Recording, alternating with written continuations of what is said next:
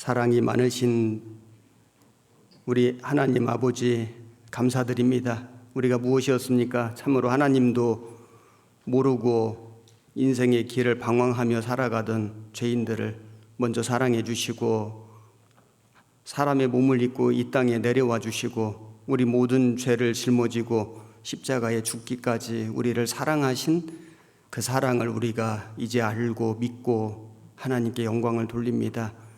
오늘부터 3일 동안 특별 집회로 하나님 말씀을 배우고자 합니다. 주 성령님께서 말하는 사람의 입술과 듣는 모든 사람들의 마음을 감동 감화시켜 주시고 우리 시대에 우리 교회를 통해서 역사하시는 성령님을 우리가 더욱 확실하게 알 수 있도록 그리고 믿을 수 있도록 그리고 행할 수 있도록 도와주시기를 간구드립니다. 모든 말씀의 시종을 우리 주 성령님께 온전히 의지하오며 우리를 사랑하시는 예수님 이름으로 기도드렸습니다. 아멘. 창세기 1장을 찾겠습니다.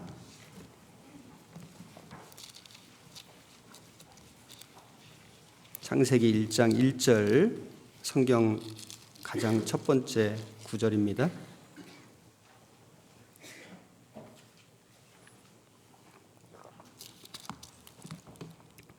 1절부터 5절까지 제가 읽겠습니다. 태초에 하나님이 천지를 창조하시니라. 땅이 혼돈하고 공허하며 흑암이 깊음 위에 있고 하나님의 신은 수면에 운행하시니라. 하나님이 가라사대 빛이 있으라 하심에 빛이 있었고 그 빛이 하나님의 보시기에 좋았더라. 하나님이 빛과 어두움을 나누사 빛을 낮이라 칭하시고 어두움을 밤이라 칭하시니라. 저녁이 되며 아침이 되니 이는 첫째 날이니라. 5절까지 읽었습니다. 특별집회 3일간 큰 주제는 성령님의 역사입니다. 여기 현수막에 써 있죠. 그리고 오늘은 구약시대에 나타나신 구약시대에 역사하신 성령님, 그리고 내일은 신약시대에 역사하신 성령님, 그리고 주일날 마지막 날에는 우리 교회에서 역사하시는 성령님, 이런 주제를 가지고 말씀을 배워보려고 합니다. 금방 읽은 1장 1절에 보면 태초에 하나님이 천지를 창조하시니라. 여기 하나님이라고 하는 이 히브리어가 엘로힘입니다. 엘은 하나님이거든요. 엘로힘은 하나님의 복수입니다. 그러니까 하나님들이 천지를 창조하시니라 이런 말씀이거든요. 우리가 하나이신 분 그래서 하나님이라고 생각하는데 여기 하나님들 복수의 하나님이 천지를 창조하시니라. 그래서 이 창세기 1장에서만 이 엘로힘이라고 하는 단어가 32번, 32번 나오고 그리고 구약 성경 전체적으로는 한 2500번 정도 나옵니다. 하나님, 엘로힘, 복수의 하나님이. 그래서 이걸 보면은 하나님이 삼위일체이시다. 본체는 하나님 한 분이신데 성부 하나님, 성자 하나님, 성령 하나님 삼위로 나타나시고 역사하신다는 것을 우리가 이 성경 처음부터 알 수 있습니다. 그래서 성부 하나님은 그리스도를 성자 하나님 예수 그리스도를 보내주시기로 약속하시고 그리고 보내주신 하나님 성부 하나님이고 그리고 성자 하나님은 그 성부 하나님의 뜻을 따라서 이 세상에 사람의 몸을 입고 오셨고 우리의 모든 죄를 짊어지고 십자가에 죽어주신 하나님 성자 하나님 그리고 그 성자 하나님이 십자가에 죽으시고 부활 승천하신 후에 성령 하나님을 보내주시겠다고 약속하셨죠. 그래서 오순절 성령 강림 때에 성령 하나님이 내려오셨습니다. 그래서 성령 하나님이 하시는 일은 그 예수 그리스도 성자 하나님이 십자가에서 이루신 복음을 증거하고 각 사람에게 믿어질 수 있도록 역사해 주시고 그 믿음을 보증해 주시는 하나님을 성령 하나님이라고 할 수 있습니다. 여기 이 1장에 보면은 하나님을 우리라고 있거든요. 우리가 이런 표현이 여러 번 나오는데 1장 26절 보시면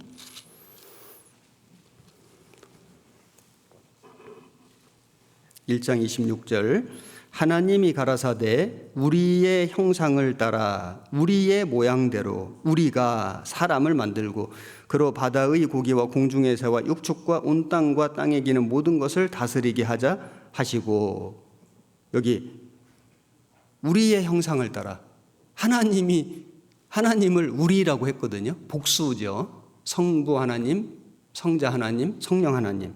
그래서 우리라고 말씀하셨습니다. 창세기 3장 22절도 찾겠습니다.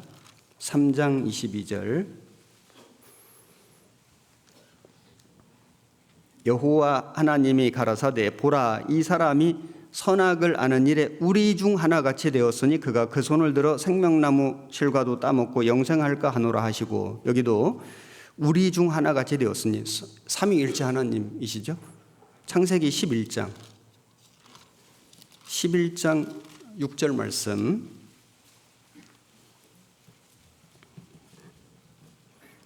제가 읽겠습니다. 여호와께서 가라사대 이 무리가 한 족속이요 언어도 하나이므로 이같이 시작하였으니 이후로는 그 경영하는 일을 금지할 수 없음이로다. 자, 우리가 내려가서 거기서 그들의 언어를 혼잡게 하여 그들로 서로 알아듣지 못하게 하자 하시고, 바벨탑 사건 때도 우리가 내려가서 복수의 하나님, 삼위일체 하나님. 이사야 6장에 보면은 내가 누구를 보내며 우리를 위하여 누가 갈꼬, 그때 내가 가로되 내가 여기 있나이다 나를 보내소서. 그 말씀에 보면은 내가 누구를 보내며 우리를 위하여 누가 갈꼬, 내가 우리를 위하여. 그 내가는 하나님, 본체 하나님이시고 그리고 우리를 위하여 삼위일체 하나님이신 겁니다. 그래서 성경에는 창세기 1장부터 천지를 창조하실 때부터 복수의 하나님, 삼위일체 하나님, 성부, 성자, 성령의 하나님이 나타나신다는 것을 알 수 있고, 잠언 8장에 보면은 예수님에 대해서 나오는데 그 예수님이 창조주시다, 사람을 사랑하셨다, 사람을 만드실 때 기뻐하셨다, 이렇게 나옵니다. 잠언 8장을 찾아보시겠습니다.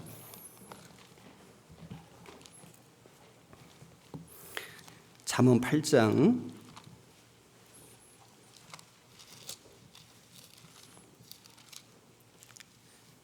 22절 919페이지 구약성경 22절부터 제가 읽겠습니다. 여호와께서 그 조화의 시작 곧 태초에 일하시기 전에 나를 가지셨으며 만세전부터 상고부터 땅이 생기기 전부터 내가 세움을 입었나니 아직 바다가 생기지 아니하였고 큰 샘들이 있기 전에 내가 이미 났으며 산이 세우심을 입기 전에 언덕이 생기기 전에 내가 이미 났으니 하나님이 아직 땅도들도 세상 진토의 근원도 짓지 아니하셨을 때라. 여기 예수님이 창세전부터 계셨다, 성자 하나님 말씀하시는 겁니다. 그리고 27절에 그가 하늘을 지으시며 궁창으로 해면에 두르실 때, 성부 하나님이 창조하실 때 내가 성자 하나님도 거기 있었고, 그가 위로 구름 하늘을 견고하게 하시며 바다의 샘들을 힘있게 하시며 바다의 한계를 정하여 물로 명령을 거스리지 못하게 하시며 또 땅의 기초를 정하실 때에, 그래서 예수님은 창조주시고 그리고 초월적인 능력이 있으신 분이다는 것을 말씀하신 거죠. 그리고 30절 31절은 같이 읽겠습니다. 내가 그 곁에 있어서 창조자가 되어 날마다 그 기뻐하신 바가 되었으며 항상 그 앞에서 즐거워하였으며 사람이 거처할 땅에서 즐거워하며 인자들을 기뻐하였었느니라. 내가 그 곁에 있어서 성부 하나님과 함께 계셔서 창조자가 되어, 예수님이 하나님이시거든요. 예수님이 창조주십니다. 성부 하나님, 성자 하나님, 성령 하나님이 세상을 창조할 때부터 함께 계셨고 그분이 하나님이십니다. 복수의 하나님. 그리고 여기 창조자가 되어 날마다 그 기뻐하신 바가 되었으며 항상 그 앞에서 즐거워했으며 사람이 거처할 땅에서 즐거워하며 인자들을 기뻐하였느니라. 6일간 창조하실 때 저녁이 되면 아침이 되며 저녁이 되면 아침이 되니 저녁이 되면 아침이 되니, 그래서 하나님 보시기에 좋았더라 좋았더라 좋았더라 7번 나오거든요. 궁창 만드실 때만 좋았더라는 말씀이 없습니다. 이 공중 권세 잡은 마귀가 있었기 때문에. 그래서 좋았더라 좋았더라 계속 말씀하셨는데 마지막에 심히 좋아하셨다, 아주 매우 좋아하셨다, 그 말씀이 그 사람 만드신 이후에 말씀하셨습니다. 그래서 이 우주 만물 모든 생명체를 만드신 목적은, 최종 목적이 사람이고, 사람은 하나님의 형상이고 하나님을 위해서 만든, 하나님과 함께 영원히 살도록 만들어진 존재이기 때문에 사람을 만드신 이후에 하나님이 심히 좋았더라 이렇게 말씀하신 겁니다. 그래서 성부 하나님, 성자 하나님, 성령 하나님이 창조하실 때부터 함께 사역하시고, 그리고 삼위, 세계의 위격으로 계셨지만은 그분들이 하나님 한 분, 본체는 한 분이시다는 것을 우리가 확실히 알 수 있습니다. 신명기 6장 말씀을 찾아보시겠습니다. 신명기 6장 4절 말씀, 270페이지입니다. 구약 성경 신명기 6장 4절 말씀 찾으셨으면 한 절만 같이 읽으시겠습니다. 이스라엘아 들으라, 우리 하나님 여호와는 오직 하나인 여호와시니. 자, 여기 우리 하나님 엘로힘, 하나님 엘로힘 복수죠. 하나님 여호와는 오직 하나인 여호와시니. 여기 하나라는 이 히브리어가 에하드인데, 에하드는 집합적 단일체, 그러니까 여러 개가 모여서 하나 된 거를 에하드라고 하고, 그리고 다른 단어, 그 하나라고 하는 단어가 야키드라고 하는 단어도 있는데 그거는 개별적인 하나, 각각의 하나인 겁니다. 그러니까 여기 우리 하나님 여호와는 엘로힘, 하나님은 하나인 여호와시니, 본체는 하나이신데 집합적 단일체, 그러니까 성부, 성자, 성령으로 하나 되신 분이다. 그 히브리어 단어 자체가 그렇게 쓰인 겁니다. 이사야 42장 말씀을 찾아보시겠습니다. 이사야 42장입니다. 1절, 42장 1절, 1017페이지입니다. 42장 1절부터 제가 읽어보겠습니다. 내가 붙드는 나의 종, 내 마음에 기뻐하는 나의 택한 사람을 보라. 내가 나의 신을 그에게 주었은즉 그가 이방에 공의를 베풀리라. 그는 외치지 아니하며 목소리를 높이지 아니하며 그 소리로 거리에 들리게 아니하며 상한 갈대를 꺾지 아니하며 꺼져가는 등불을 끄지 아니하고 진리로 공의를 베풀 것이며, 그는 쇠하지 아니하며 낙담하지 아니하고 세상에 공의를 세우기에 이르리니 섬들이 그 교훈을 앙망하리라. 자, 여기 1절에 보시면은 내가 붙드는 나의 종, 예수님 말하는 겁니다. 그래서 예수님은 종으로 오셨습니다. 우리가 이 사복음서를 보면 이게 이제 공관 복음인데 복음서마다 그 주신 대상 목적이 좀 다르거든요. 마태복음은 유대인의 왕으로 오신 예수님, 마가복음은 종으로 오신 예수님, 소외복음이라고 하죠. 그리고 누가복음은 사람으로 오신 예수님, 인자복음이라고 하고, 요한복음은 하나님의 아들로 오신 예수님, 독수리복음이라고 하잖아요. 여기 내가 붙드는 나의 종, 예수님이 종으로 오신 겁니다. 그리고 내 마음에 기뻐하는 나의 택한 사람을 보라. 사람으로 오신 거예요. 인자복음. 그래서 사람으로 오신, 내가 나의 신을, 성령님이죠. 그 신을 예수님에게 주었은즉 그가 이방에 공의를 베풀리라. 그래서 예수님은 성령님의 역사로 태어났고 성령으로 잉태됐습니다. 성령의 능력으로 그 침례 받으시고 공생애를 사시고, 그리고 성령에 이끌리어 마귀 시험도 받으시고, 그리고 성령의 인도하심을 따라 십자가 죽으시고 부활하시고 승천하시고 예수님의 전생에는 성령님의 역사였다는 걸 알 수 있습니다. 그래서 나의 신을 성령님의 능력을 예수님에게 주었은즉 그가 이방에 공의를 베풀리라. 그는 예수님은 외치지 아니하며 목소리를 높이지 아니하며 그 소리로 거리에 들리게 아니하며 상한 갈대를 꺾지 아니하며 꺼져가는 등불을 끄지 아니하고 이 말씀이 신약 성경에 인용되어 있습니다. 마태복음 12장을 찾아보시겠습니다. 마태복음 12장 15절 12장 15절 18페이지 신약성경 15절부터 제가 읽겠습니다. 예수께서 아시고 거기를 떠나가시니 사람이 많이 좁는지라 예수께서 저희 병을 다 고치시고 자기를 나타내지 말라 경계하셨으니 이는 선지자 이사야로 말씀하신 바 우리가 금방 읽었던 이사야 42장 말씀을 인용하신 겁니다. 보라 나의 택한 종 곧 내 마음에 기뻐하는 바 나의 사랑하는 자로다. 내가 내 성령을 줄 터이니 성령을 주신다고 말씀하셨죠. 주셨습니다. 그가 심판을 이방에 알게 하리라. 그가 다투지도 아니하며 들레지도 아니하리니 아무도 길에서 그 소리를 듣지 못하리라. 상한 갈대를 꺾지 아니하며 꺼져가는 심지를 끄지 아니하기를. 이사야 42장에는 등불, 꺼져가는 등불, 여기는 심지. 이 등불이 왜 꺼지냐면은 기름이 없어서 꺼지는 겁니다. 근데 기름이 없더라도 나중에는 심지가 타들어가거든요. 그러니까 심지가 타들어가는 마지막 불꽃이죠. 그래서 우리 인생은 하나님 보실 때 상한 갈대고 갈대가 힘이 없는데 그것도 상했습니다.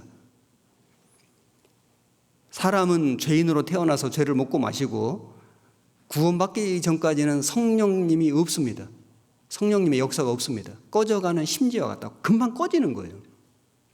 그런 절체절명의 운명에 있는 우리 인생을 우리 예수님이 사랑하셔서 그래서 대신해서 죽으시고 그리고 우리를 구원하는 그 일을 완성하시고 그리고 부활하시고 승천하시고 그리고 이제는 성령 하나님을 보내주셔서 그 예수님이 하신 일을 우리로 하여금 믿을 수 있게 해주시는 그 역사를 하나님이 하시는 겁니다. 삼위일체의 하나님.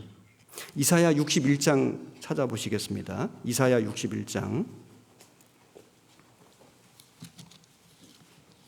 이사야 성경은 예수님 오시기 전 700년 전에 기록된 성경입니다. 이사야 61장 예수님에 대한 예언이 많이 있습니다.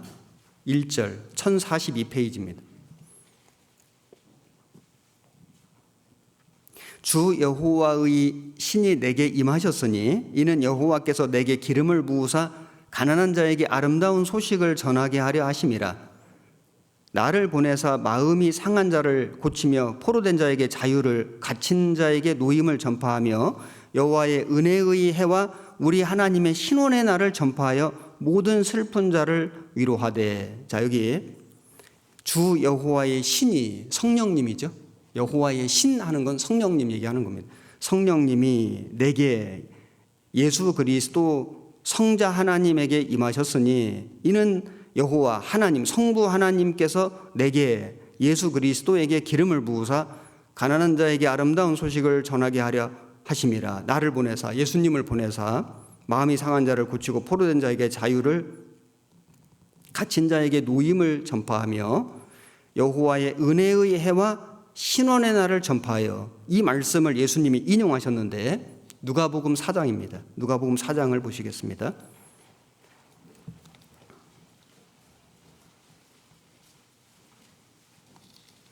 누가복음 4장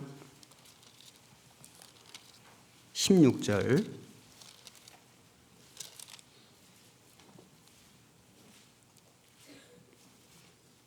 93페이지입니다. 4장 16절 제가 읽겠습니다. 예수께서 그 자라나신 곳 나사렛에 이르사 안식일에 자기 규례대로 자기 관습대로 회당에 들어가서 성경을 읽으려고 서심해 선지자 이사야의 글을 들이거늘. 이사야 61장 금방 우리가 읽었던 말씀이죠. 책을 펴서 이렇게 기록한 데를 찾으시니 곧 주의 성령님이 임하신 거죠. 예수님에게 내게 임하셨으니 이는 가난한 자에게 복음을 전하게 하시려고 내게 기름을 부으시고 나를 보내사 포로된 자에게 자유를, 눈먼 자에게 다시 보게 함을 전파하며 눌린 자를 자유케 하고 주의 은혜의 해를 전파하게 하려 하심이라 하였더라. 예수님이 이사야 61장을 그대로 인용하셨는데 조금 다르게 하신 게 있습니다. 뭐냐면은 이사야 61장에는 하나님의 은혜의 해와 하나님의 신원의 날을 전파하여 이렇게 돼 있는데, 여기는 하나님의 은혜의 해를 전파하게 하려 하심이라 하고 신원의 날을 전파하여, 이 말씀을 빼뜨리셨거든요. 일부러 빼뜨리신 겁니다. 왜냐하면은 예수님의 초림과 재림이 있잖아요. 초림은 하나님의 여호와의 은혜의 해, 은혜를 전하려고, 구원을 이루시려고 초림하신 거예요. 그런데 신원한다는 게 원수를 갚는다는 말이거든요. 원수를 갚아주시고 세상을 심판하시는 그 일은 재림하시는 예수님이 하시는 일인데, 그 은혜의 해와 신원의 날의 간격이 약 2000년 정도 되는 겁니다. 그래서 예수님은 초림하셨기 때문에 그 주의 은혜의 해를 전파하려고 오신 거기 때문에 재림하실 때 그 신원하시는 그 이야기는 여기서 일부러 안 하신 겁니다. 구원을 전하려고 오신 거기 때문에. 그래서 성령이 내게 임하셨으니, 예수님의 모든 사역은 하나님께서, 성부 하나님께서 성령 하나님의 능력을 힘 입혀가지고 예수님이, 성자 하나님이 사역하신 것이다. 창세기부터, 천지를 창조하실 때부터 복수의 하나님, 삼위일체 하나님이 함께 역사하셨다는 것을 우리가 알 수 있습니다. 그리고 구약 성경에 나타난 성령님을 우리가 좀 배울 건데, 많은 사건들을 통해서, 모형들을 통해서 성령님께서 무슨 일을 하시는지, 어떻게 역사하시는지를 알려주셨습니다. 구약 성경에 나온 사건들을 몇 가지 좀 보겠습니다. 창세기 24장을 찾아보시겠습니다. 창세기 24장.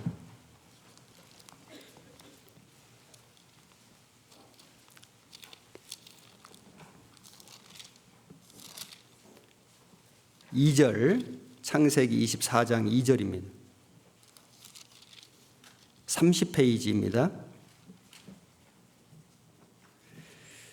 제가 읽겠습니다. 아브라함이 자기 집 모든 소유를 맡은 늙은 종에게 이르되, 청컨대 네 손을 내 환도뼈 밑에 넣으라. 내가 너로 하늘의 하나님 땅의 하나님이 신 여호와를 가리켜 맹세하게 하노니, 너는 나의 거하는 이 지방 가나안 족속의 딸 중에서 내 아들을 위하여 아내를 택하지 말고 내 고향 내 족속에게로 가서 내 아들 이삭을 위하여 아내를 택하라. 자, 여기 보시면 아브라함이 있고 이삭이 있고 야곱이 있죠. 아브라함의 아들이 이삭이고 이삭 아들이 야곱이고, 야곱은 아브라함의 손자입니다. 그리고 야곱이 12아들을 낳고 12지파 조상된 거 잘 아시죠? 여기 창세기 24장은 창세기에서 가장 긴 장입니다. 굉장히 좀 내용이 길거든요. 아브라함이 아들 이삭의 신부를 구하기 위해서 종을 보냅니다. 자기 고향에다가 보냅니다. 그래서 그 리브가 신부를 이제 구해가지고 그 종이 신부를 데리고 그 아들, 아브라함의 아들 이삭에게 오는 이제 그 내용이 창세기 24장에 있습니다.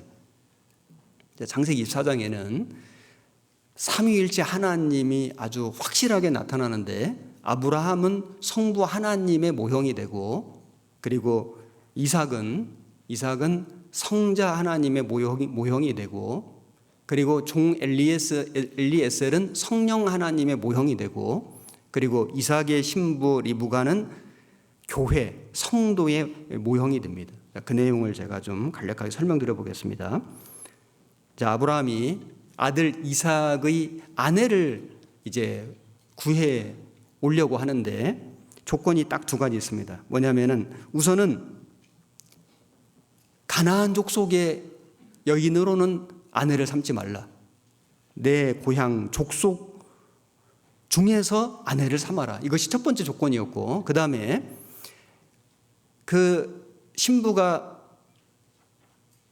반드시 이 하나님의 약속의 땅으로 와야 되고, 이삭이 아들이 그곳에 가면 안 된다. 여기로 와야 된다. 그게 두 번째 조건이었습니다. 약속의 땅이었기 때문에. 자, 이걸 우리가 우리의 생활에 적용을 좀 해보면은 부모님들이 자녀들을 결혼시킬 때 이 두 가지 조건이 다 충족돼야 되거든요. 먼저는 믿지 않는 이방인은 안 된다. 믿는 사람이어야 된다. 그 다음에 하나님의 약속이 있는 교회에, 이 교제 속에 거해야 한다. 이 두 가지는 너무나 분명한 조건이지 않습니까? 아브라함이 그 두 가지 조건을 이 종 엘리에셀에게 이제 명령을 한 겁니다. 그래서 이 종이 그 명령을 수행하는 겁니다. 5절 읽겠습니다. 종이 가로되 여자가 나를 쫓아 이 땅으로 오고자 아니하거든 내가 주인의 아들을 주인의 나오신 땅으로 인도하여 돌아가리이까? 아브라함이 그에게 이르되 삼가 내 아들을 그리로 데리고 돌아가지 말라. 하늘의 하나님 여호와께서 나를 내 아버지의 집과 내 본토에서 떠나게 하시고 내게 말씀하시며 내게 맹세하여 이르시기를 이 땅을 네 씨에게 주리라 하셨으니 그가 그 사자를 네 앞서 보내실지라 네가 거기서 내 아들을 위하여 아내를 택할지니라. 그래서 이삭을 데리고 가지 말고 반드시 그 아내를 이곳에 이 하나님이 약속하신 땅에 데리고 와야 할지라. 이걸 아브라함이 그 종 엘리에셀입니다. 종에게 명령했고, 종은 그 명령 그대로 수행했습니다. 그래서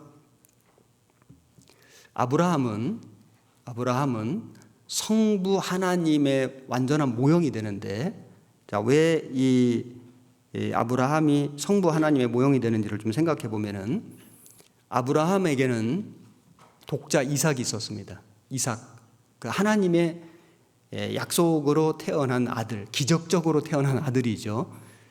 예수님은 하나님의 독생자였습니다. 예수님도 기적적으로 태어났죠. 처녀가 임신했지 않습니까?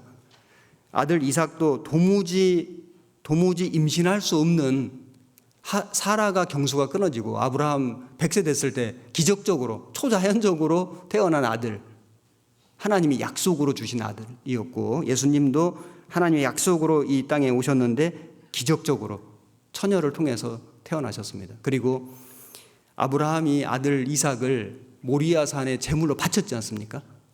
하나님이 네 독자 이삭을 하나님께 제물로 바치라. 순종했습니다. 예수님도 하나님 아버지의 말씀에 순종해서 이 잔을 내게서 지나가게 하옵소서. 그러나 나의 원대로 마옵시고 아버지의 원대로 하옵소서 하고 기꺼이 그 십자가에 나아가셨습니다. 그런데 그 이삭을 하나님이 살려주셨지 않습니까? 아브라함아, 네가 나를 경외하는 줄 내가 알았으니까 네 독자 이삭을 죽이지 마라. 그래서 정말로 죽이려고 한 거거든요. 이삭이 살아난 것처럼 예수님은 십자가에 죽으셨지만은 부활하셨습니다. 그리고 이제 그 아들, 다시 살아난 그 아들 이삭, 그 이삭의 신부를 구하고 있지 않습니까? 우리가 구원을 받은 것은 예수님의 신부가 되는 겁니다. 그리고 천국은 마태복음 22장에 보면은 천국은 마치 자기 아들을 위하여 혼인잔치를 준비한 임금과 같은 이런 말씀이 있죠. 천국이 혼인잔치라고 했거든요. 그래서 구원받은 그리스도인들은 예수님의 신부가 되고, 그리고 장차 성령님께서 우리를 데려가시면, 이게 휴거거든요. 휴거, 끌어올리는, 그 성령님이 우리를 데리고 가시면은 우리는 이제 예수님을 만나서 혼인잔치에 들어가는 거예요. 영원한 사랑과 영원한 영광을 누리게 되는 것입니다. 그래서 아브라함은 성부 하나님의 완전한 모형이 된다고 말씀드릴 수 있고, 그 다음에 종 엘리에셀은 이 창세기 24장에 보면은 이름이 안 나옵니다. 성령님은 자기를 드러내지 않습니다. 오직 성부 하나님의 뜻을 수행하죠. 그리고 성자 하나님의 역사를 돕습니다. 그게 성령 하나님의 역할이거든요. 그래서 24장에는 엘리에셀 이름은 나오지 않습니다. 그런데 내 주인이, 주인께서, 이 주인이라는 말이 계속 나오는데 24장에만 27번 나옵니다. 오직 성부 하나님의 뜻을 수행하는 게 성령 하나님의 역사거든요. 그래서 엘리에셀은 성령님의 온전한 모형이 되는데, 성부 하나님의 그 역사가 뭐냐면은 예수 그리스도의 그 신부, 짝을 구하는 거지 않습니까? 그런 것처럼 이 엘리에셀은 아브라함의 뜻을 좇아서 아들 이삭의 신부를 구하러 가는 그 일을 하는 겁니다. 그리고 신부를 이제 구해가지고 그 엘리에셀이 데리고 가죠. 데리고 가서 아들 이제 이삭을 만나게 해줍니다. 그게 성령님이 하시는 역사입니다. 그 다음에 아들 이삭은 성자 하나님의 완전한 모형이 되는데, 이삭도 하나님께서 오래전에 약속하셨거든요. 약속하신 아들입니다. 예수님도 이미 구약 성경에 약속하셨습니다. 하나님의 아들, 독생자, 약속대로 오셨고, 그리고 말씀드린 대로 기적적으로 잉태되었고, 기적적으로 태어났고, 그리고 이삭도 이름이 이미 주어졌습니다. 이삭이라 하라. 예수도 예수라 하라. 이름이 이미 주어졌고, 그리고 죽었습니다. 순종해서 제물로 드려졌습니다. 그래서 번제단에 번제로 드려졌고, 그 이삭은 번제로 드려졌고, 예수님은 십자가에 제물로 드려졌습니다. 그런데 하나님이 살려주셨죠. 그리고 이제는 예수님이 장차 신부, 교회, 성도들과 함께 영원히 영광을 누리고 서로 사랑하며 살아갑니다. 우리 이삭도 리브가와 함께 서로 사랑했다. 성경에 이렇게 나옵니다. 리브가는 성도, 교회의 완전한 모형이 됩니다. 리브가에게 묻습니다. 네가 가려느냐? 그래서 리브가가 이 이삭의 아내가 되기 위해서는 반드시 순종이 필요하다. 가겠나이다. 창세기 24장 58절을 보시겠습니다.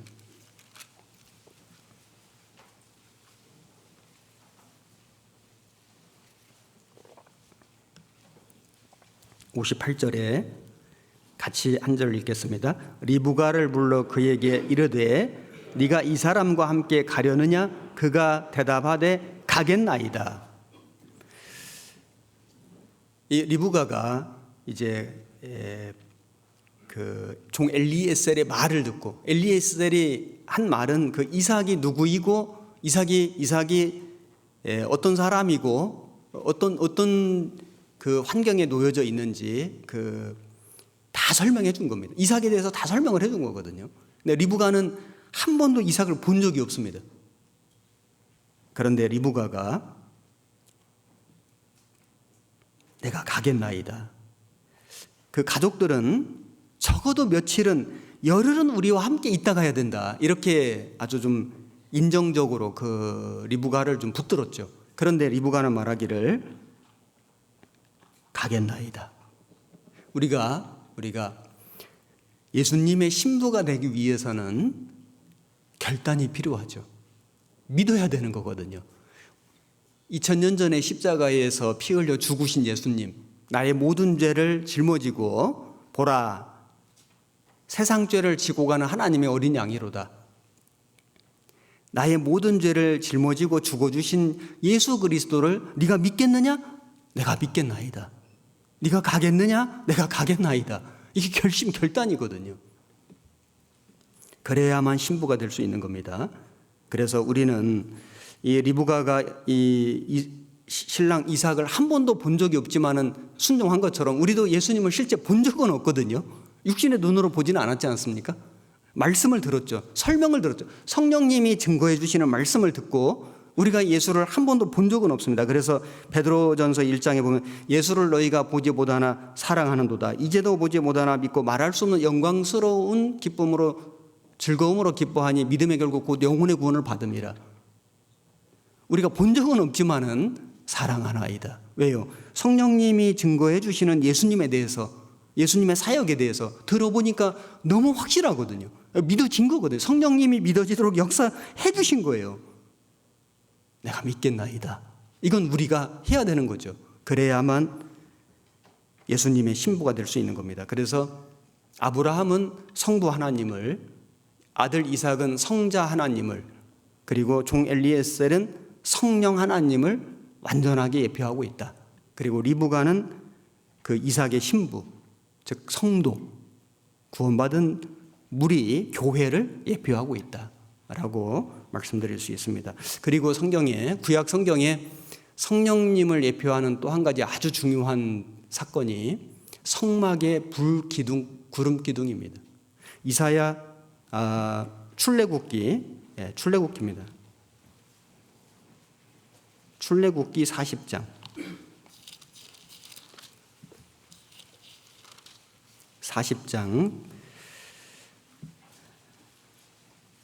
17절 145페이지입니다. 145페이지 40장 17절 한 절만 같이 읽겠습니다. 제2년 정월 곧 그달 초 1일에 성막을 세우니라. 자, 제2년 정월, 이때가 언제냐면은 출애굽한 지 1년 후입니다. 출애굽을 한 그 해를 1월로 그 원력을 바꿨거든요. 그래서 그게 이제 1월이 되는 거예요. 보통 태양력 3월, 4월 정도 되는데 그게 이제 유대력으로 1월이 됐고, 그래서 해의 첫 달이 되게 하고, 이 출애굽 구원받은 게 우리 인생의 처음 시작이거든요.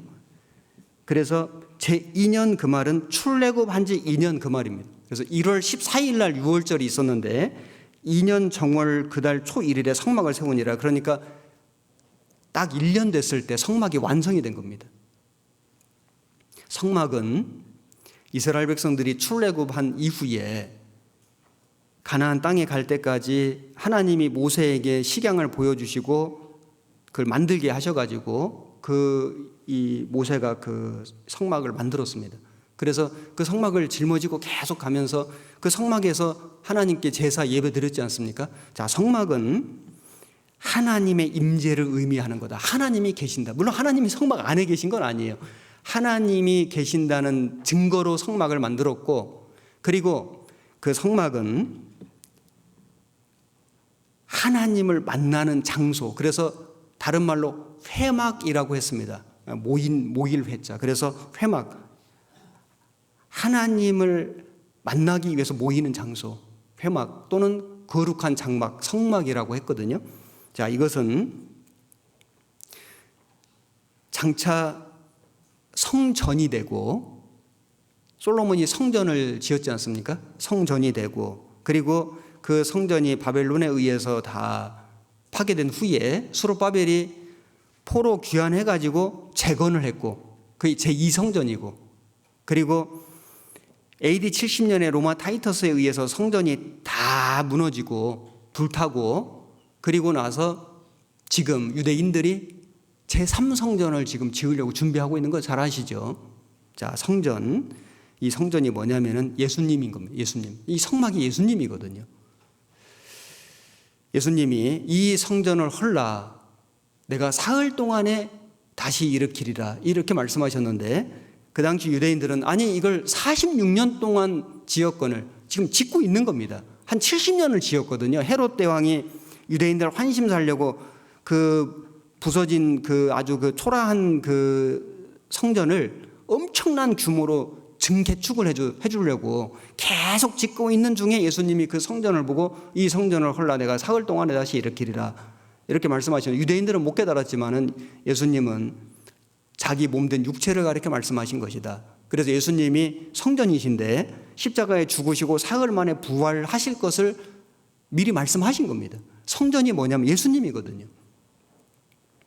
나중에 성막에 대해서 좀 공부할 기회가 되면 한번 해보겠습니다만은, 성막의 모든 기구, 모든 치수, 모든 재료 다 예수님 설명하는 겁니다. 성전도 마찬가지입니다. 그 성막이 성전이 되고 성전 대신 예수님이 오신 거예요.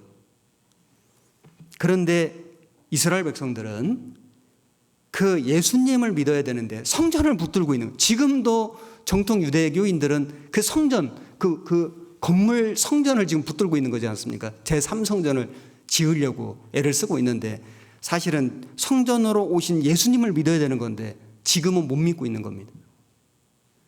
자, 여기 성막을 모세가 지었는데, 이 성막을 완성했을 때 거기에 여호와의 영광이 충만했다 이렇게 되어 있습니다. 34절, 그 후에 구름이 회막에 덮이고 여호와의 영광이 성막에 충만하매 모세가 회막에 들어갈 수 없었으니 이는 구름이 회막 위에 덮이고 여호와의 영광이 성막에 충만함이었으며, 그래서 성막이 완성이 되니까 여호와의 영광이 성막에 충만했다. 그리고 구름이 회막 위에 덮이고 구름이 덮이고, 그리고 이 구름이 또 올라가지고 이스라엘 백성들이 가는 길을 인도했습니다. 이게 성령의 모형이거든요. 구름 기둥, 불 기둥. 이게 성령님의 모형입니다. 36절에 구름이 성막 위에서 떠오를 때에는 이스라엘 자손이 그 모든 행하는 길에 앞으로 발행하였고, 구름이 떠오르지 않을 때에는 떠오르는 날까지 발행하지 아니하였으며, 낮에는 여호와의 구름이 성막 위에 있고 밤에는 불이 그 구름 가운데 있음을 이스라엘 온 족속이 그 모든 행하는 길에서 친히 보았더라. 자, 광야를 40년 지났습니다. 광야는 황무지입니다. 황무지. 사막이거든요. 그래서 이 사막의 특징이 뭐냐면은 낮에는 무지무지 덥습니다. 한 50도가 넘어갑니다. 그런데 이 사막은 해가 지면 추워집니다. 그래서 아주 춥습니다. 매우 이 온도 차가 아주 급격하게 온도가 떨어지거든요. 그래서 이 추위와 더위를 견딜 수가 없는 겁니다. 40년을 그 광야를 지나가는데 하나님이 이스라엘 백성들을 그 구름 기둥, 낮에는 구름 기둥으로, 이게 구름 기둥이라는 게 이렇게 진짜 기둥처럼 이렇게 위로만 올라온 그 기둥이 아니고 천막처럼 펼쳐놓은 겁니다. 그래서 시편 105편에 보면은 구름을 펴사 덮개를 삼으시며 이런 말씀이 나오거든요. 구름을 천막처럼 펼쳐가지고 덮개를, 카바를 씌워놓으신 거다. 그래서 이스라엘 백성들이 진영을 치고 이렇게 이제 머물러 있으면은 구름 기둥이 그 햇빛을 쫙 가려주는 겁니다. 그 사막이나 이 건조한 곳의 특징이 뭐냐면은 엄청 더운데요, 그늘에 가면은 시원합니다. 그러니까 엄청 더운데 구름으로 딱 가려놓으면 시원한 거예요. 구름 기둥으로 그들을 보호해 주셨다. 밤에는 불 기둥으로, 불 기둥도 이렇게 기둥이 아니고 펼쳐놓은 겁니다. 그래서 그들을 추위에서 지켜주셨다는 걸 알 수 있습니다. 그래서 이스라엘 백성들이 그 건조하고 그리고 그 위험하고 그 먹을 것이 없는 정말 그 황무지 그 사막을 40년을 걸어갈 수 있었던 것은 불 기둥, 구름 기둥 같은 하나님의 그 역사로 그들을 보호해 주셨기 때문인데, 이 구름 기둥, 불 기둥이 성령님의 모형입니다. 우리가 구원을 받은 이후에 우리 인생길을 걸어가는데, 우리의 인생길, 우리가 걸어가는 믿음의 길이 참 이게 험난한 길이지 않습니까? 그래서 광야 교회라고 성경에 나옵니다. 광야 교회.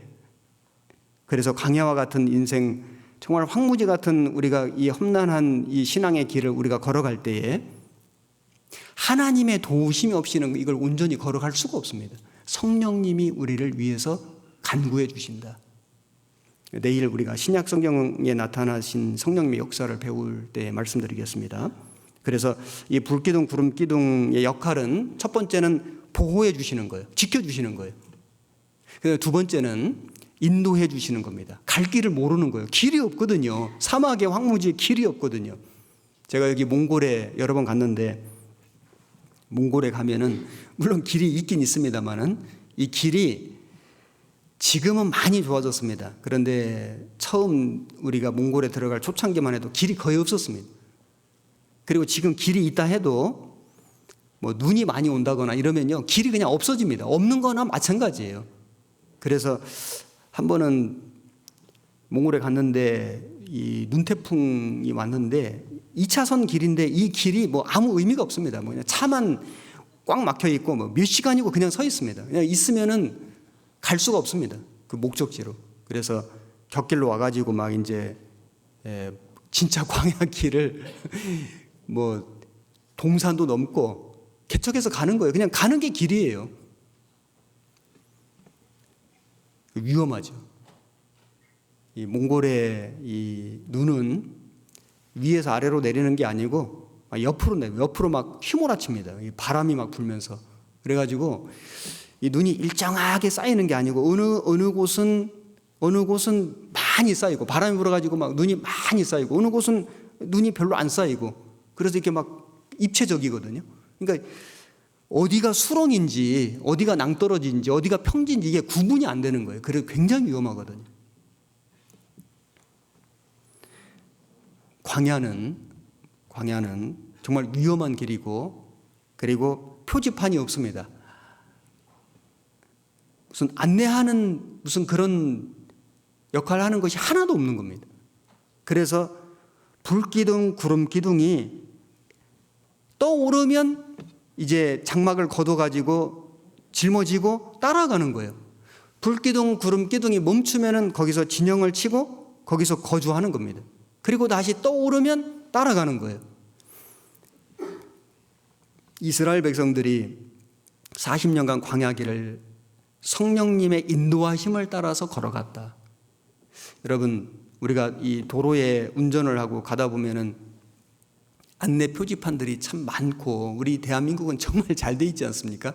정말 곳곳에 가는 곳마다 어디는 어느 방향으로 가야 되고 몇 킬로가 남았고, 그리고 뭐 그 여러 가지 그 운전하기에 그 필요한 그런 사인들이 많이 거기 세워져 있습니다. 그리고 더 좋은 것은 내비게이션이 있지 않습니까? 그래서 사람들이 말하기를 차에서는 내비 말 듣고 집에서는 아내 말만 잘 들으면 편하다, 뭐 이런 세상 사람들의 말인데, 우리는 인생길을 걸어갈 때, 신앙의 길을 걸어갈 때 하나님의 말씀을 잘 들으면 정말 편안하게 간다. 내비가 오른쪽으로 가세요. 오른쪽으로 가야 되잖아요. 왼쪽으로 가서 왼쪽으로 가고. 그런데 내비가 시키는 대로 안 가면은 내비가 네 맘대로 가세요. 이 내비게이션을 따라가면은 사실 정확하게 가는데, 그 요즘에는 뭐 실시간으로 그 검색해서 뭐 인공위성에서 찾아주지 않습니까? 정말 너무나 편리한 시대인데, 우리 하나님의 그 성령님은 정말 하나님의 말씀으로 우리를 계속 인도해 가신다. 그래서 우리가 말씀을 들을 때, 말씀을 묵상할 때, 정말 무릎 꿇고 기도할 때, 형제 자매들이 교제할 때, 주님의 일을 봉사할 때 계속해서 성령님께서 우리 심령 속에 들려주시는 말씀이 있다. 그렇지 않습니까? 그래서 그 말씀에 순종해서 가면 그게 신앙의 내비게이션을 따라가는 거예요. 이스라엘 백성들은 구름기둥, 불기둥 따라갔습니다. 한밤중에 아마 그런 경험 있으실 텐데, 운전하시는 분들은 뭐 국도 같은 데는 이 가로등이 없지 않습니까? 그러면은 이 캄캄한 밤에 또 뭐 비도 오고 막 그러면은 길도 잘 안 보이고, 그럴 때 앞에 차가 이 불빛을 비추면서 먼저 가면은 그 차를 따라가면 굉장히 쉽습니다. 굉장히 편하거든요.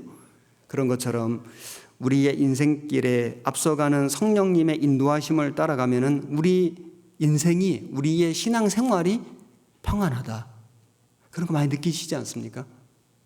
그래서 불기둥, 구름기둥은 성령님의 모형입니다. 오늘날 이 불기둥, 구름기둥이 우리 각 성도를, 우리의 교회를 보호해 주시고 인도해 주신다는 것입니다. 그리고 성령님은 이스라엘 백성들을 훈련도 시켰습니다. 여기 40장 다시 보시면은 36절에 구름이 성막 위에서 떠오를 때에는 이스라엘 자손이 그 모든 행하는 길에 앞으로 발행하였고, 구름이 떠오르지 않을 때에는 떠오르는 날까지 발행하지 아니하였으며, 여기 구름이 떠오르면은 이제 장막을 거두어서 이제 그 따라가는 겁니다. 구름이 멈추면은 거기에 머무는 겁니다. 그런데 어느 날에는 이제 이 장막을 설치하고 그다음에 텐트를 치고 쫙 그 한 300만 명 정도 되는 인구가 그거를 하려면 이게 보통 일이 아니잖아요. 한번 생각해 보십시오. 이게 정말 엄청난 일이죠. 그래서 이제 진영을 질서대로 동서남북 그 규칙대로 하나님 말씀해 주신 말씀대로 그대로 진영을 딱 쳤는데, 이제 좀 쉬려고 하니까 구름이 또 떠오르는 거예요. 밤에 막 불기둥이 떠오르는 거예요. 떠오르서 막 가는 거예요. 그러면은 지금 여기 와가지고 이제 이 진영을 이 말씀대로 그대로 설치해가지고 장막 설치해서 만든 지 몇 시간도 안 됐는데 구름기둥, 불기둥 떠올라서 가면 다 거두어서 또 가야 되는 거예요. 힘들겠죠. 때로는 불기둥, 구름기둥이 한 달 동안 안 움직이는 거예요.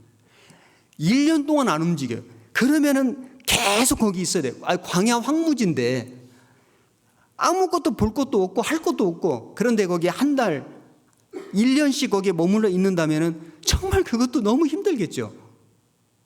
그래서 이스라엘 백성들은 광야 40년을 지나가면서 그들은 그 머무는 날이 짧을 때는 그 열심, 또 설치하고 또 거두고 또 쫓아가고 열심과 성실을 정말 훈련받았을 겁니다. 그리고 그들이 머무는 날이 아주 오래 길게 갈 때는 그들이 인내를 배웠을 거다. 인내와 순종을 배웠을 겁니다. 우리도 마찬가지지 않습니까? 우리도 성령님의 인도하심을 받는 신앙생활을 하는 중에 우리가 때로는 정말 바쁩니다. 정말 바빠요. 요즘 여러분 정말 많이 바쁘시죠? 열심을 배우는 겁니다. 열심. 내게 주어진 일을 아주 성실하게 하는 그 열심. 열심이 특심인 신앙의 위인들이 참 많았습니다. 배워야 되거든요. 그 훈련입니다. 하나님의 교회를 통해서 우리의 열심, 우리의 성실을 훈련시키신다. 그것도 맞습니다.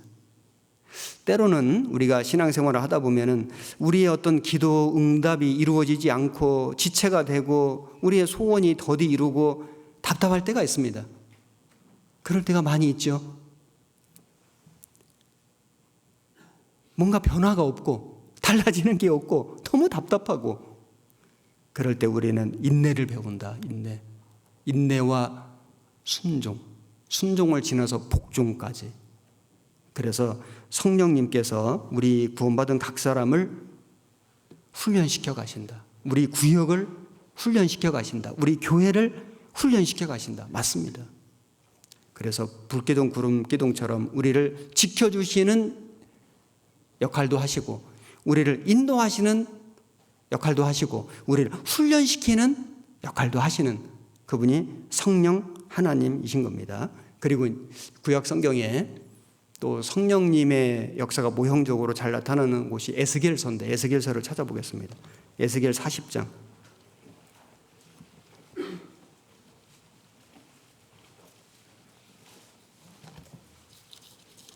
에스겔 40장 1절입니다.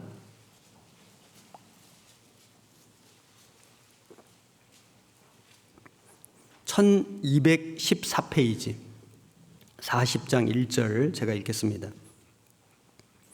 우리가 사로잡힌 지 25년이요 성이 함락된 후 14년 정월 10일 곧 그날에 여호와의 권능이 내게 임하여 나를 데리고 이스라엘 땅으로 가시되, 하나님의 이상 중에 나를 데리고 그 땅에 이르러 나를 극히 높은 산 위에 내려놓으시는데, 거기서 나무로 향하여 성읍 형상 같은 것이 있더라. 나를 데리시고 거기에 이르시니, 모양이 놋같이 빛난 사람 하나가 손에 삼줄과 청량하는 장대를 가지고 문에 서서 있더니, 그 사람이 내게 이르되, 인자야, 내가 네게 보이는 그것을 눈으로 보고 귀로 들으며 네 마음으로 생각할지어다. 내가 이것을 네게 보이려고 이리로 데리고 왔나니 너는 본 것을 다 이스라엘 족속에게 고할지어다 하더라. 자, 이 에스겔 선지자는 바벨론에 포로 잡혀온 선지자 역할을 했습니다. 그런데 여기 이 에스겔서 40장부터 48장까지는 그 새 성전에 대한 말씀이 나오거든요. 새 성전. 그런데 이 성전의 식양과 이 모양과 거기서 드려지는 예배의 그 모습은요, 성막과는 다릅니다. 솔로몬 성전과도 달라요. 그러니까 성전과는 완전히 다른 새 성전이거든요. 자, 이 성전은 뭐냐? 에스겔서에 나오는 성전은 천년 왕국에 세워질 성전입니다. 그리고 이 성전은 현재 하나님의 성령님이 역사하시는 우리 교회의 모습도 됩니다. 그래서 천년왕국 성전이다 이렇게 이해하시면 되고, 이 성전은 당시 바벨론에 포로 잡혀온 이스라엘 백성들에게는 소원이 뭐겠습니까? 자기 고국에 돌아가는 거, 하나님의 영광스러운 성전이 세워지는 거, 그걸 보여주신 거예요. 물론 이 성전은 천년왕국에 세워질 성전인데 이걸 에스겔 선지자를 통해서 이스라엘 백성들에게 다 보여주셨습니다. 그래서 그들이 비록 포로였지만은, 타국 땅에 붙잡혀 있지만은 마음속에는 확실한 소망이 생겨나고, 그 소망이 있었기 때문에 그 어려움을, 그 고난을, 그 환난을 이겨낼 수 있는 힘이 있었던 겁니다. 하나님 그래서 이 새 성전의 모습을 보여주셨는데, 자, 이 성전에 보면 이제 이 성전에 많은 내용들이 있는데 다 살펴볼 수는 없고, 여기에 그 성전에서 물이 흘러나오는 모습이 나옵니다. 에스겔 47장을 보시겠습니다. 에스겔 47장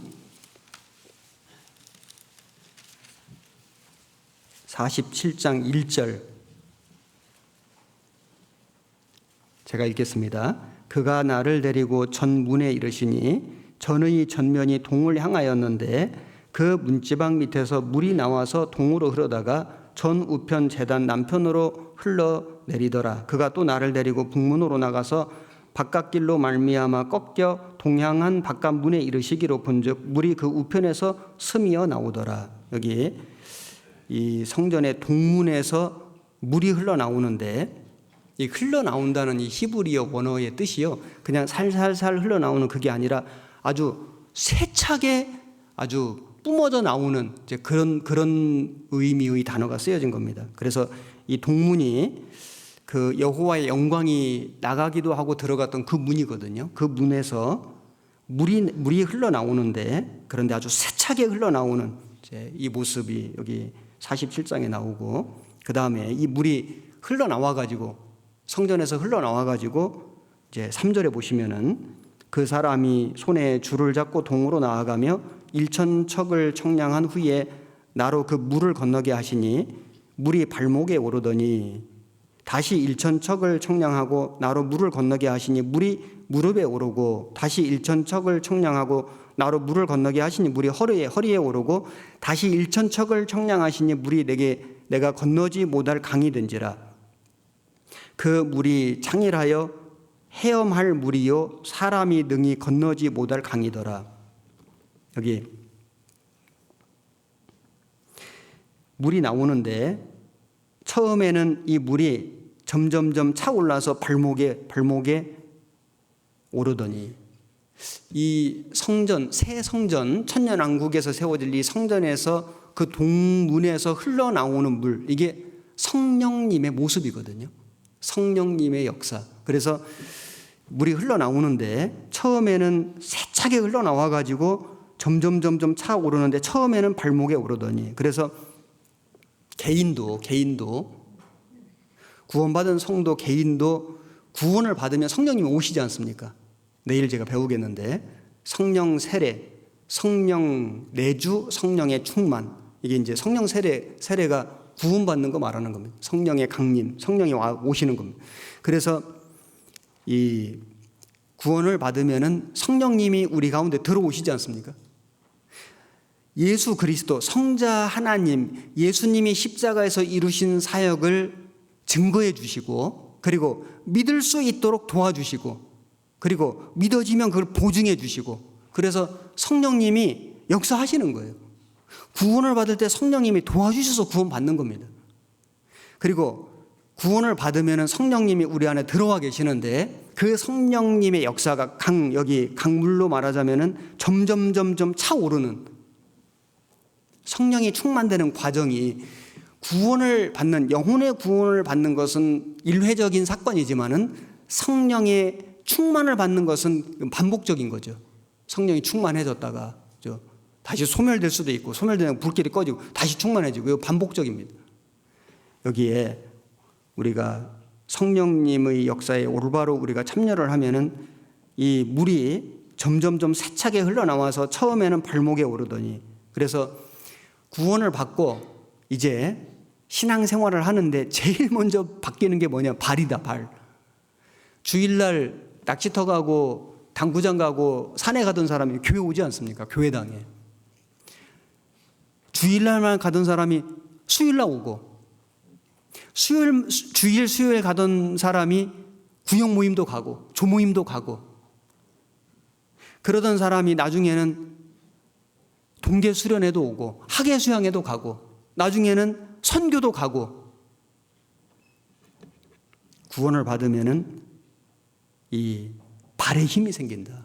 그 성전 미문에서 구걸하던 사람이 안전뱅이죠. 베드로 요한이 주 예수 그리스도의 이름으로 명하노니 걸으라 하니까 그가 발에 힘을 얻고 서서 걸으며 뛰며 하나님을 찬미했다. 발에 힘이 생기는 거, 발에. 발목에 오르더니, 그 다음에 4절에 보면은 물이 무릎에 오르고. 이 낙타는 짐을 싣고 여행을 하지 않습니까? 이 광야 사막을. 낙타가 짐을 싣게 하려고 무릎을 탁 구부립니다. 우리가 하나님 앞에 무릎을 꿇어야 하나님이 우리에게 하나님의 역사를 맡겨주신다. 무릎 꿇는 신앙. 왜냐하면 자기 힘만으로는 할 수가 없거든요. 타고난 본성이나 자기의 어떤 은사나 이것만 갖고는 할 수가 없고 하나님이 주시는 힘으로 해야 되는데, 그게 하나님께 무릎 꿇을 때 하나님이 힘을 주시는 거예요. 그래서 우리가 하나님께 무릎 꿇는 신앙, 모든 것을 하나님께 의지하고 맡기는 신앙, 기도함으로 하나님의 뜻을 깨닫고 순종하는 신앙, 그리고 더 나아가서 물을 건너게 하시니 물이 허리에 오르고. 허리, 마음의 허리를 동이고 이런 말씀도 있죠. 그 힘은 허리에서 나오는 겁니다. 그래서 허리를 다치거나 허리가 아프시면 이제 힘을 못 쓰게 되지 않습니까? 물이 허리에 오르고. 그래서 성령님이 이제 구원을 받게 하고, 그 다음에 발이 교회로 오게 하고 모임에 가게 하고, 그리고 하나님께 무릎 꿇게 하고, 그 다음에 하나님의 일을 하게 하고. 봉사를 하지 않습니까?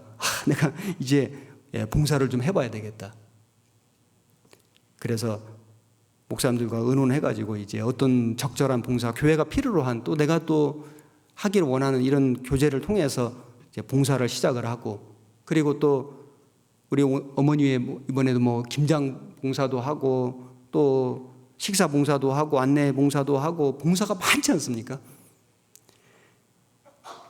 모든 하나님의 일을 하는 힘이 허리에서 나오는데 그 힘을 주시는 분이 성령님이다. 그래서 물이 허리에 오르고, 그 다음에 다시 일천척을 청량하시니 5절에 물이 내가 건너지 못할 강이 된지라. 건너지 못할 강이 된지라. 그러니까 수영장에 가면요, 한 가슴 정도 되죠. 그런데 2m 되는 수영장 있거든요. 사람이 완전히 빠지는 이 강이 된지라. 그래서 완전히 잠기는, 물이 점점 차올라서 완전히 잠기는, 성령의 충만을 받으라. 하나님의 성령에 완전히 잠기는, 모든 것을 하나님께 맡기고 하나님을 의지하고 하나님이 원하시는 것을 하는 성령 충만된 상태를 말하는 것입니다. 그래서 6절에 보시면은 그가 내게 이르시되 인자야 네가 이것을 보았느냐 하시고 나를 인도하여 강가로 돌아가게 하시기로 내가 돌아간즉 강 좌우편에 나무가 심이 많더라.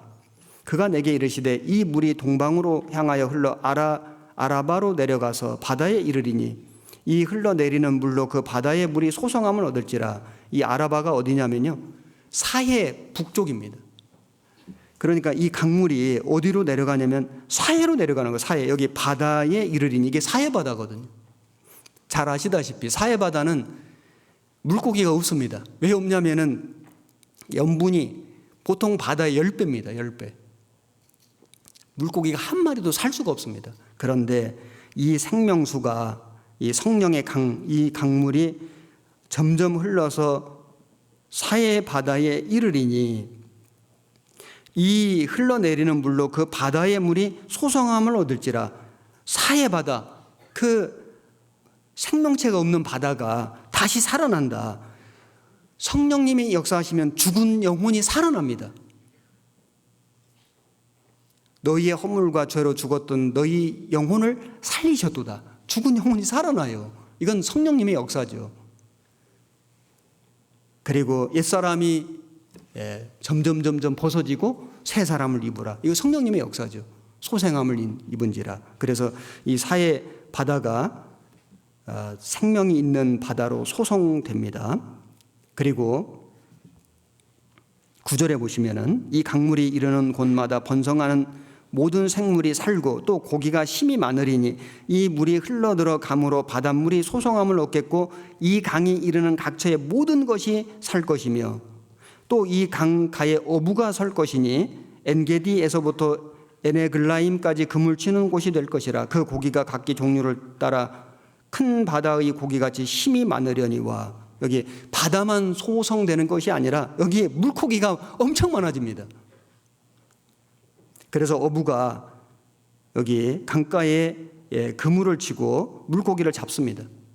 그리고 12절에 보시면은 강 좌우 가에는 각종 먹을 실과나무가 자라서 그 잎이 시들지 아니하며 실과가 끊치지 아니하고 달마다 새 실과를 맺으리니 그 물이 성소로 말미암아 나옴이라. 그 실과는 먹을 만하고 그 잎사귀는 약재료가 되리라.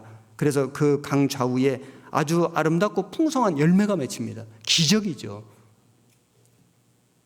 성령님이 역사하시면은 죽은 사람이 살아난다. 지옥 갈 영혼이 천국 가는 하나님 자녀 백성이 된다.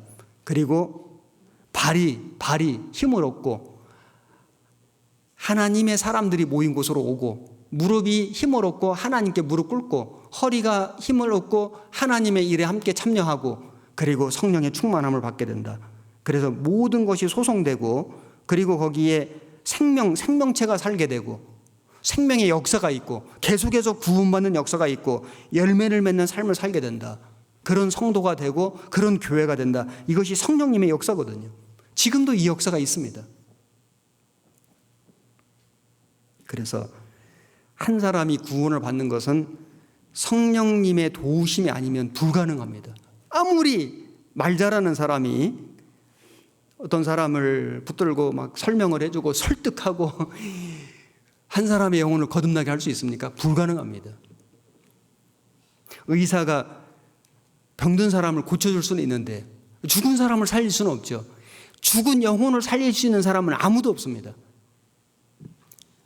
대통령도 왕도 아무도 할 수가 없습니다. 죽은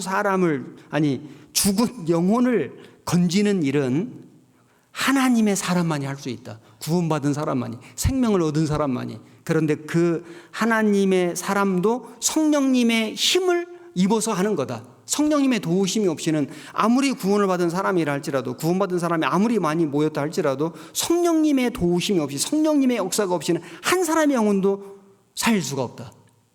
맞습니다. 그런데 보십시오. 우리 교회가 지금 시작된 지 그렇게 역사가 오래되지 않습니다. 물론 복음의 역사는 오래됐죠. 예수님의 십자가로부터 초대교회로부터 복음의 역사는 흘러왔는데 우리 생명의 말씀 선교회가 독립적으로 교단을 형성하고 복음 전한 것은 그렇게 오랜 세월이 되지 않았습니다. 그런데 보십시오. 얼마 되지 않는 우리 선교의 역사 속에 이렇게 많은 영혼들이 구원받는 역사는 아마 그리 많지 않을 거라고 생각합니다. 물론 유럽에, 미국에 한때는 부흥기가 있었지만은 우리 시대에 마지막 때에 이렇게 많은 사람들이 계속 구원받는 역사가 어디에서 일어날까요? 한번 잘 보십시오. 성령님의 역사가 우리 교회 가운데 일어나고 있다. 계속해서 구원받는 사람을 일으켜 주신다. 이건 정말 명백한 사실입니다. 우리가 이번 올해에도 지금 1월부터 계속 대집회도 하고 그 다음 교구 집회도 하고 오전 집회도 하고 구역 집회도 하고 집회를 할 때마다 여러분 좀 힘은 들죠? 전도도 해야 되고 그 준비도 해야 되고 봉사도 해야 되고 힘은 듭니다. 그런데 역사가 있지 않습니까? 아니, 인도되는 영혼이 있고 인도된 영혼이 말씀을 듣고 구원을 받는 거예요. 이건 사람이 할 수가 없지 않습니까? 하나님의 역사다. 성령님의 역사다. 틀림없는 사실입니다. 제가 여기 그 영상 하나 볼 건데요. 우리 생명의 빛이라고 여러분 월간지로 지금 나오는 거 많이들 보실 겁니다. 그 생명의 빛 40주년인가 돼가지고 만든 영상인데 거기에 보면은 우리 교회의 역사가 잘 표현되어 있어가지고 제가 방송실에 부탁을 했습니다. 보여주시기 바랍니다.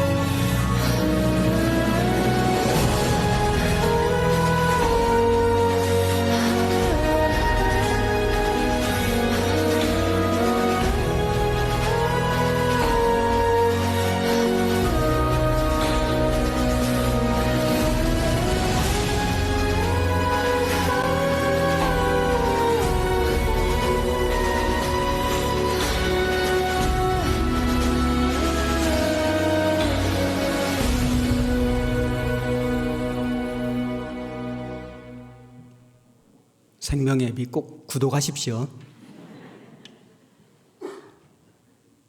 사람은 한 사람의 영혼도 건질 수가 없습니다.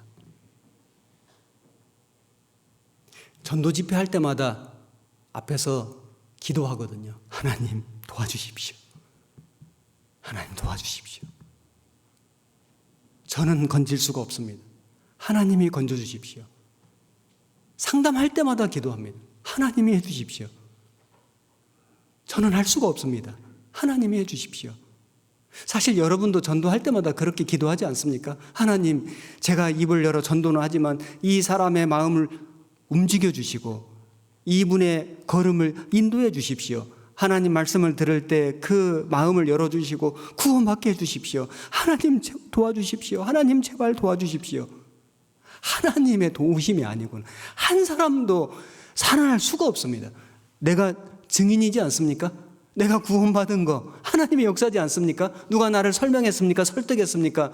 회유했습니까? 협박을 했습니까? 하나님의 성령님이 내 마음을 열어주시고 믿어지게 도와주셨어요. 믿어진 겁니다. 내가 증인입니다.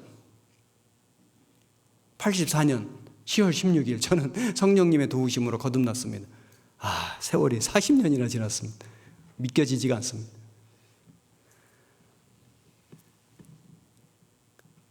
제가 짧은 경험이지만은 지금까지 교회 안에서 하나님이 어떻게 역사하셨는지 제가 조금은 봤습니다.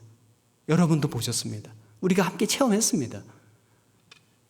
내 가족 한 사람 한 사람 구원받는 과정, 그리고 그 사람이 변화되는 과정, 그 신앙이 성장해가는 과정, 교회가 생겨지고 교회가 부흥되고 선교가 되고 선교되는 나라가 많아지고, 여러분 다 보셨지 않습니까? 하나님의 역사입니다. 성령님의 도우심이에요. 사람은 할 수가 없습니다. 그래서 우리가 모든 영광을 하나님께 돌리는 거예요. 하나님이 마지막 시대에 우리 교회를 통해서, 우리를 통해서, 나를 통해서 역사하고 계신다. 성령님께서. 사실입니다. 이사야 12장을 찾아보시겠습니다. 1절 981페이지 이사야 12장 1절.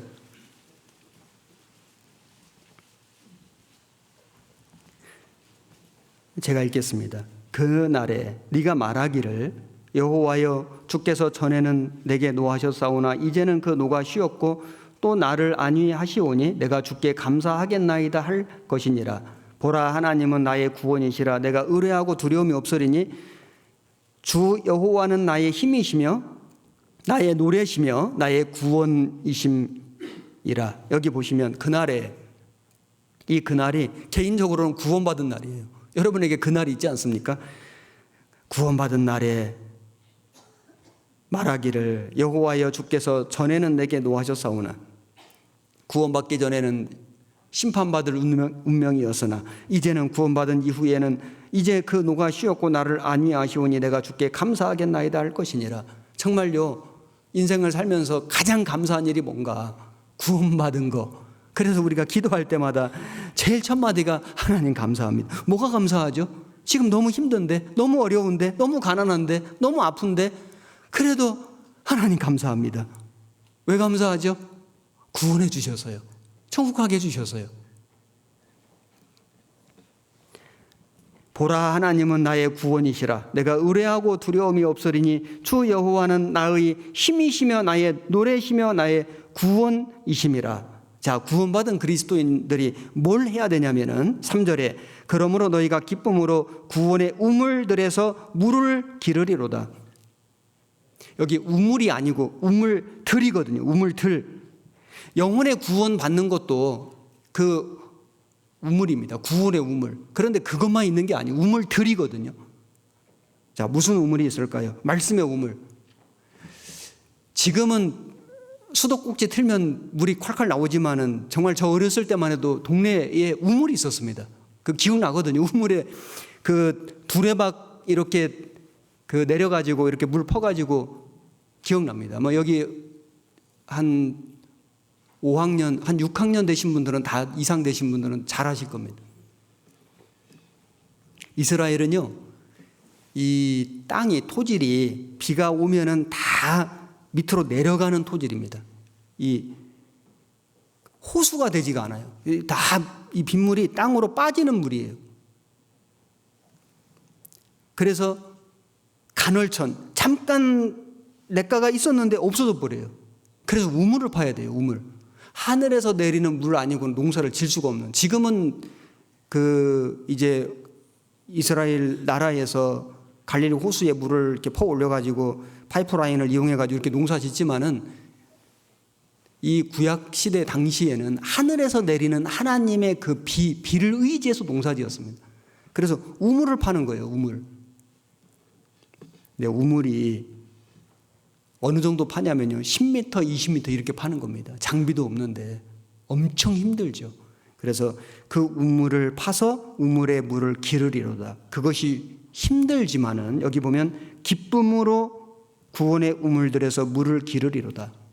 말씀의 우물도 마찬가지입니다. 우리가 말씀 읽고 말씀 묵상하는 게 쉬운 게 아니거든요. 말씀 암송하고 쉽지 않습니다.